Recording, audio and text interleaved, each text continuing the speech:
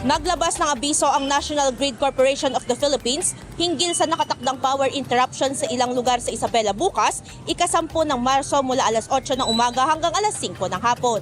Ayon sa NGCP, maapektuhan ng pansamantalang pagkawala ng kuryente ang buong bayan ng Reyna Mercedes, kabilang ang Universal Leaf pati ang maraming barangay sa Cauayan City at ilang bahagi ng Angadanan. Kabilang sa mga lugar sa Cauayan City na posibleng mawalan ng supply ng kuryente, ang mga barangay tulad ng Alicaucao, Bacolod, Buena Suerte, Bugalyon, Kabugaw, Kulalabat, Disimuray, Maligaya, San Pablo, Santa Maria, Union, Villa Concepcion at Villa Luna pati ang ilang bahagi ng District 1, 2 at 3. Maapektuhan din ng ilang establishmento tulad ng SM City Cauayan, Cauayan City Sports Complex, City Terminal, DPWH, GSIS, RC Cola at iba pa. Isasagawa ang power interruption upang bigyang daan ang line maintenance work sa Gamo Cauayan 69 kV line. Paalala ng NGCP na maaring maibalik ang kuryente ng mas maaga kapag natapos agad ang maintenance at pinapayuhan ang publiko na ituring pa ring may kuryente ang mga linya para sa kaligtasan.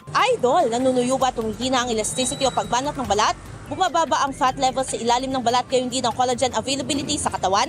Kaya naman 50 pa lang mukha ay kulubot na.